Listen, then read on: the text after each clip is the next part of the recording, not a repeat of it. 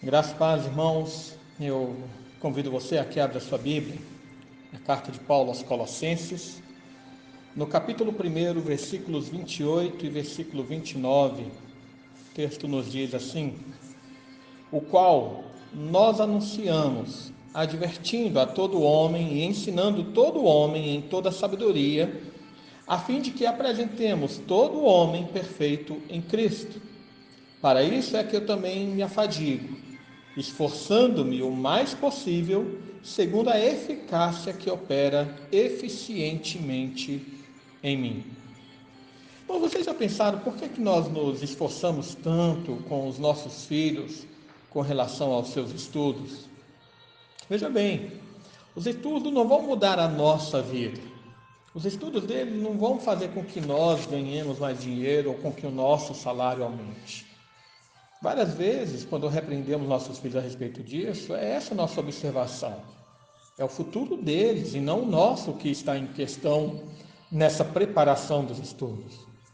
Mas o fato é que nós insistimos com ele porque queremos prepará-los para o mundo, queremos prepará-los para terem um bom emprego, para terem uma boa vida e terem um bom casamento.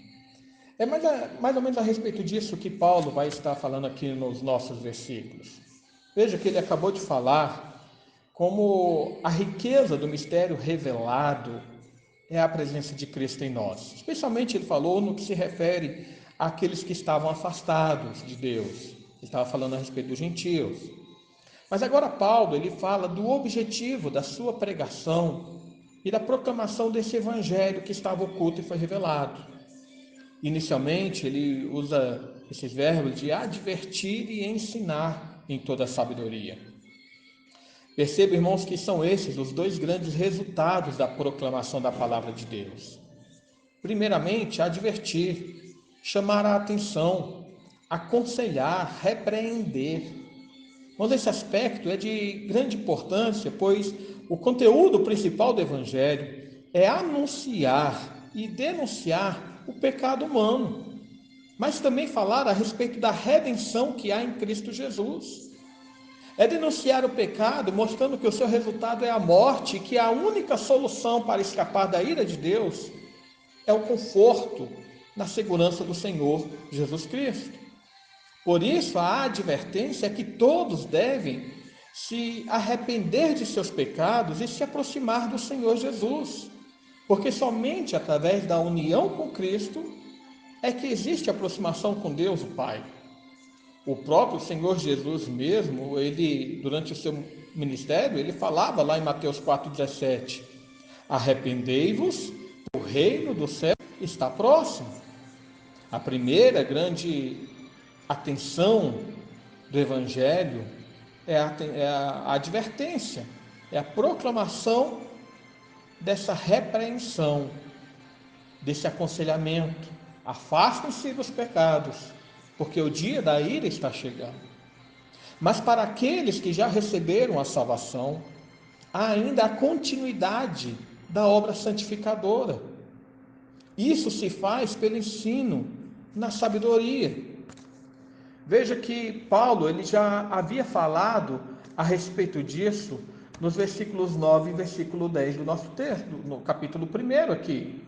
Ele fala: por esta razão, também nós, desde o dia que ouvimos falar, não cessamos de orar por vós e de pedir que transbordeis no pleno conhecimento da sua vontade, em toda sabedoria e entendimento espiritual, a fim de viver de modo digno do Senhor, para o seu inteiro agrado, frutificando em toda boa obra e crescendo no pleno conhecimento de Deus. A continuidade da obra santificadora se faz através do conhecimento bíblico, do conhecimento das Escrituras. Algumas pessoas acham que a salvação se finaliza apenas na recepção de Cristo como Senhor.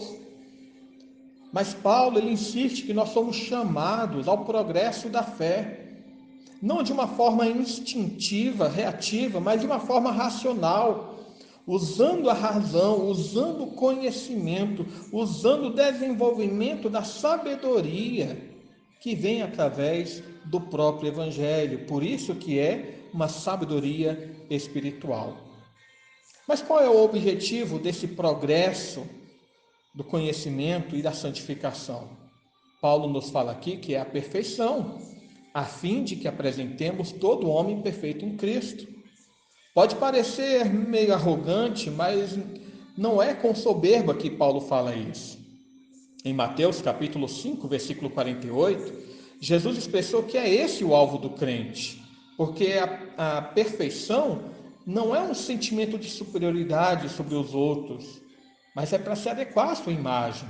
Lá Jesus mencionou: sede vós perfeitos, como é perfeito o vosso Pai Celestial.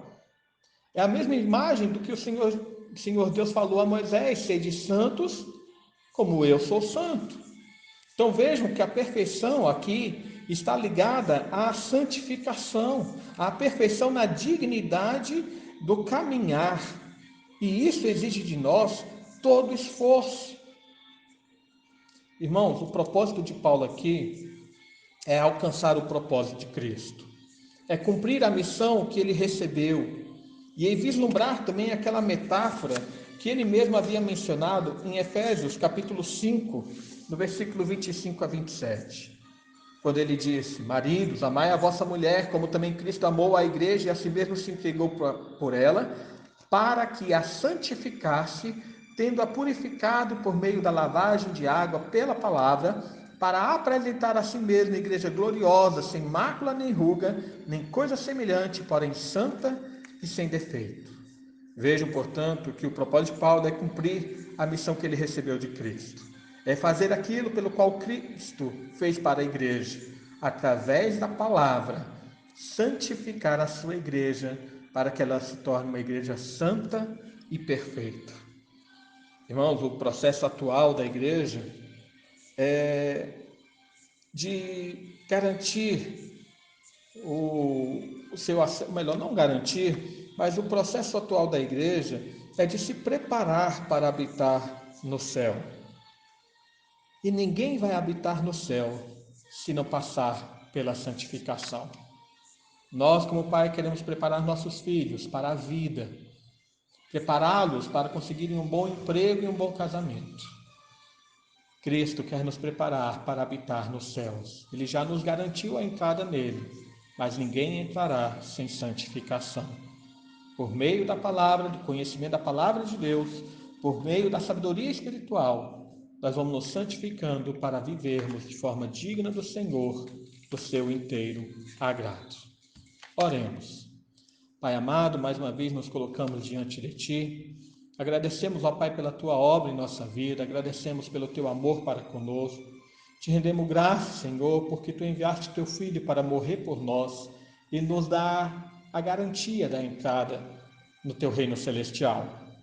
Nós sabemos, Senhor, das nossas falhas, sabemos dos nossos pecados e pedimos, Senhor, que a Tua obra se complete em nós, de forma que por meio da Tua palavra sejamos santificados, para que possamos crescer em todo conhecimento espiritual, crescer na plenitude, Pai, da sabedoria que Tu nos deste por meio da Tua palavra.